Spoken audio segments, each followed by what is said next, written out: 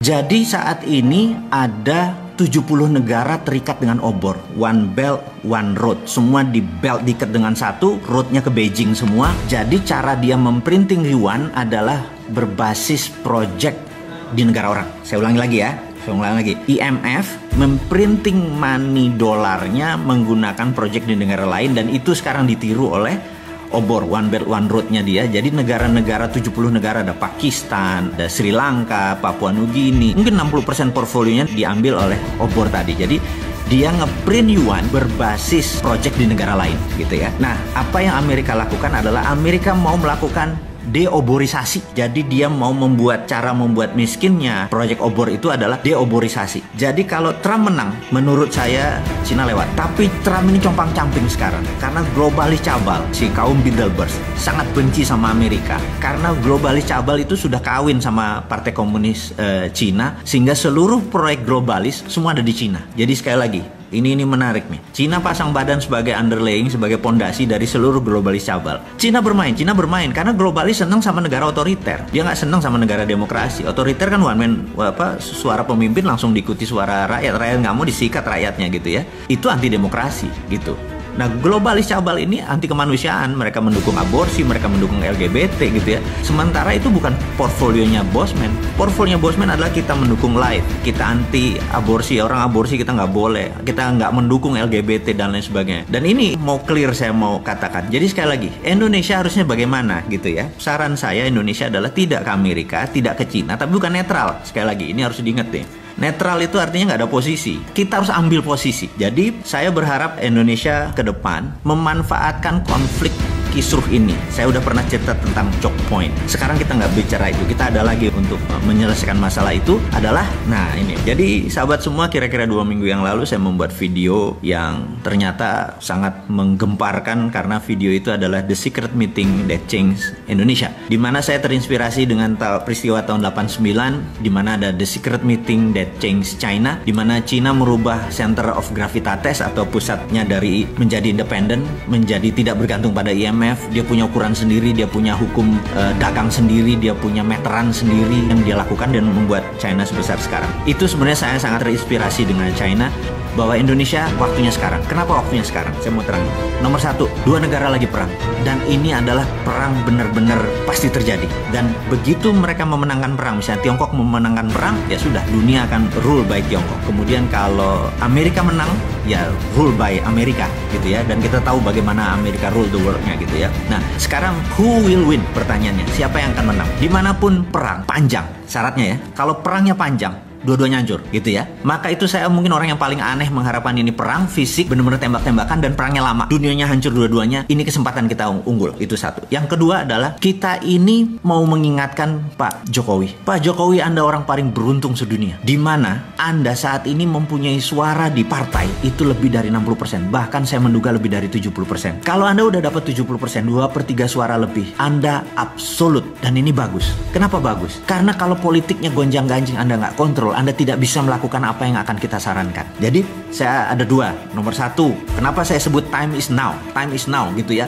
Pak Jokowi nggak bisa. Saya sengaja sekarang bicaranya kepada pemimpin tertinggi yang secara sah Anda berkuasa. Saya mau mengingatkan, Pak, ini perang gitu ya. Perang ini Anda harus ubah seluruh pemainnya yang jago perang. Percaya saya, kalau Anda masih pakai tim yang lama bukan tidak dipakai, tapi Anda harus punya tim cadangan baru yang untuk menggunakannya. Jadi gini Pak Jokowi, Anda punya kekuasaan sangat absolut, dan itu luar biasa. Di negara demokrasi Anda dapat 2/3 suara atau lebih. Ini momennya, itu satu. Kedua tadi, negara besar lagi perang, yaitu China sama Amerika lagi perang. Karena perang besar ini terjadi, mereka sebenarnya fokusnya di negara masing-masing. Mereka nggak fokus sama Indonesia. Ditambah lagi, China sekarang ada hujan yang hampir 30 hari. Begitu salah satu dam besar jebol, China dipukul dari dalam. Dan Amerika ada COVID di dalam negerinya gitu ya. Jadi dalam negeri masing-masing bermasalah nih gitu. Kemudian luar negerinya mereka perang. Mereka nggak mungkin mikir tentang Indonesia. Percaya saya, mau itu mindahin pabrik ke Indonesia apa segala macam, itu nggak gitu-gitu amat. Swasta doang, itu bukan negara gitu ya. Kemudian Anda punya kekuasaan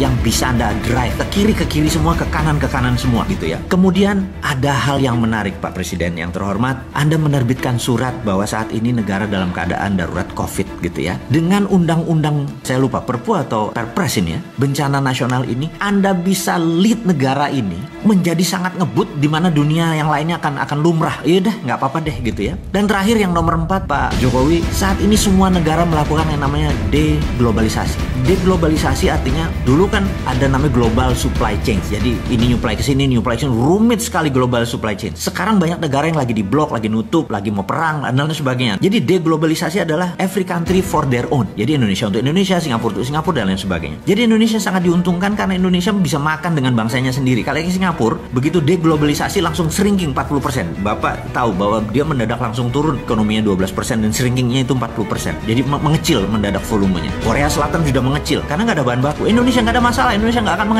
mengecil. Dan sekali lagi yang kita mau ingatkan, dengan 4 hal itu, maka yang kita harus lakukan adalah melakukan apa yang China lakukan. Kita tiru, jangan ngikuti maunya Cina, tapi tiru langkah Cina. Cina 30 tahun yang lalu, saya udah berkali-kali bilang, dia menerbitkan renminbi dengan yuan berbeda. Renminbi berdasarkan project gitu ya. Apa yang harus kita lakukan sekarang? Dia tidak lagi menciptakan printing money fisik karena itu zaman dulu. Sekarang sudah ada blockchain. Blockchain ini kita bisa printing yang namanya e-renminbi.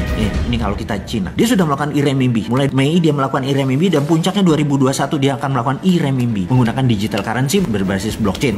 Apa yang kita lakukan? Kita juga sama. Gunakan e-rupiah untuk membangun ekonomi Indonesia seperti halnya e-renminbi. Sama persis copy paste dan Anda nggak usah ragu-ragu Pak. FGD mikir dulu INA itu Pak. Saat ini kalau menggunakan cara pemikiran bos-bos kita, pejabat-pejabat kita yang masih dengan cara Keynesian, masih dengan cara ini nanti inflasi segala macam, di digital blockchain nggak bisa korupsi. Orang datanya kita tahu kan, trusted open ledger gitu ya. Jadi cara bantunya kemana? Ke UKM industri nomor 1, UKM yang trading nomor 2 tapi trading lokal, jangan ada import dan ekspor. Jadi UKM kalau mereka misalnya perlu duit 1 miliar gitu ya, mereka punya jaminan katakanlah project aset, mereka bisa kita valuasi kok aset mereka 500 juta gitu ya, kasih 300% Pak, bukan kayak kredit bank sekarang punya 1 miliar keluarin cuma 70%, punya 1 miliar keluarin 3 kali lipat. E-rupiah tadi adalah Anda cuma digital, nggak perlu ngeprint, nggak usah ngabisin kertas, langsung pindah dan infrastrukturnya udah ada, sudah ada OVO, sudah ada GoPay, sudah ada Dinaran. Anda udah pakai Dinaran, tinggal distribusi aja, tinggal mau 3 miliar tadi untuk sektor produksi. Pokoknya 5 tahun mereka nyicil setiap bulan berapa, balik. Saya yakin Pak, kalau Bapak lakukan itu, ekonomi Indonesia, terutama industri Indonesia akan the best in the world. Pada saat mereka perang ini Pak, kita nyolong di tikungan. Jadi 2024 kita bisa number 1 country, bukan number 4. PricewaterhouseCoopers pernah bilang kita akan big 5. Enggak Pak, kalau perlu kasih saya untuk operasi intelijen Pak, saya bikin Amerika sama Cina malah perang Pak. Kasih gua 1 pesawat